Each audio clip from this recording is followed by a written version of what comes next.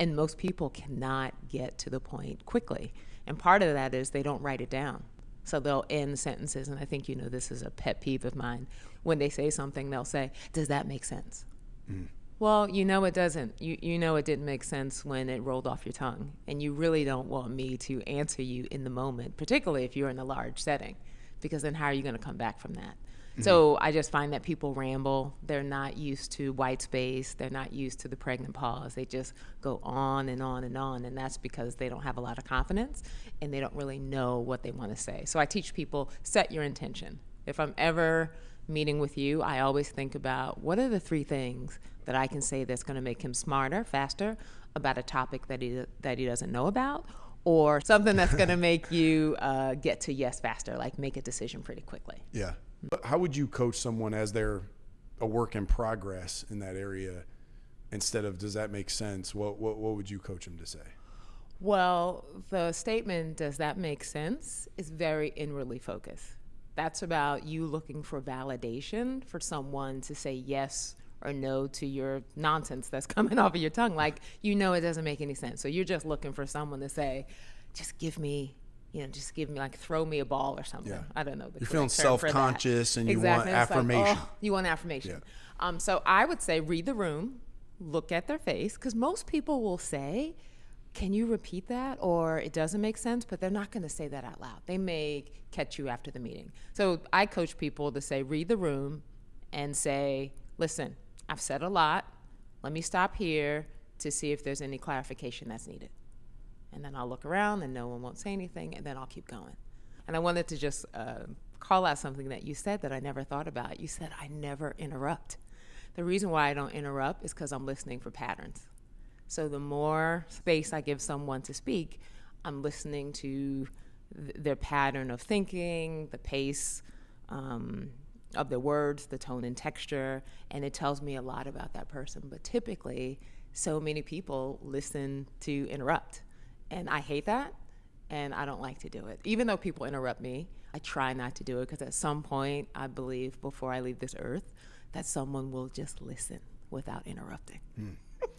That's good. But I'm not going to have you affirm me when I haven't practiced what I needed to say, because I need to feel good in the moment. I think it's very selfish, and we do it so much. And you can kind of manipulate people to say, yes, it makes sense, because the way I figure it out is when, just say if I'm saying my purpose is to deliver the unvarnished truth, does that make sense? You immediately go into that, does that make sense? And I'm kind of forced to say yes. Versus, I'm going to deliver the unvarnished truth. Are you tracking with me? Is that clear?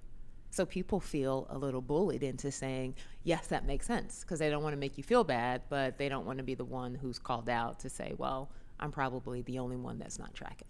I would go into these meetings and I would just leave like it didn't go that good. I don't feel like I presented well. I felt like I was, and so it didn't strike me until like 2 years ago to start actually presenting the entire board meeting before the board meeting. So now before the board meetings, I'll have 3 or 4 people, some of our executive leaders on our staff, and I literally run basically a fake board meeting to them. I do the whole presentation, let them ask questions, give feedback, so that when I go in, I'm really stewarding those people's time well. And it has gone infinitely better. There's one group of people that will make a slide and read everything on the slide. Drives me nuts. And then there's another group of people who, I got this, I can just wing it.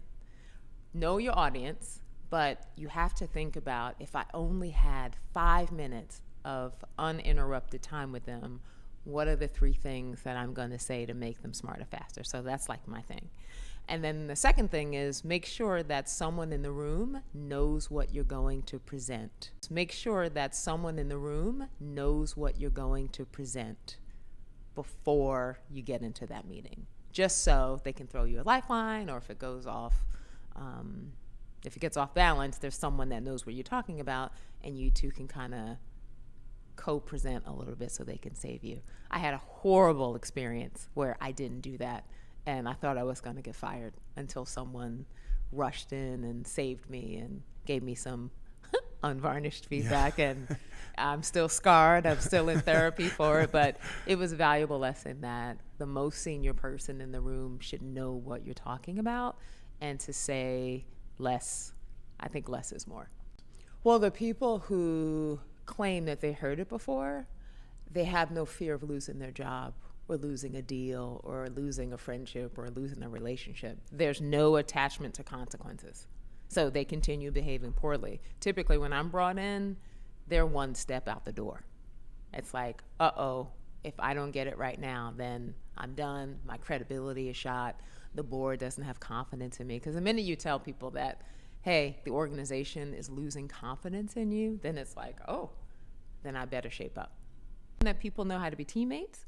We assume that people know how to collaborate. We assume that leaders, just because they have a title, that they know how to lead, and that's not true. So there is an element of cohesiveness and high-performing team-related stuff that you need to take an organization through so they could start to live out the culture. You can't remind them of the culture when they're behaving poorly, but you haven't set up the expectations up front. So I don't have a big tolerance for bad behavior, because when people are crying, people are upset, they feel like it's a hostile work environment, I don't really care how good you are, because you need to think about, it's not about me, and how am I impacting others? And I always ask the question to the organization that hires me, what do you reward? Do you reward creativity? Do you reward fundraising? What do you reward? I always ask the question to the organization that hires me, what do you reward? Do you reward creativity? Do you reward fundraising? What do you reward? What are people getting promoted? People getting promoted based on these things. You can't have both. So I have a leader right now. She was hired to do a level of philanthropy. She was hired to do that. She wasn't hired to be a great leader. So now you want her to be a great leader, but you've been rewarding all those other things, and now the gap is so big. It's like trying to put a fire out with a straw. It's just not going to happen.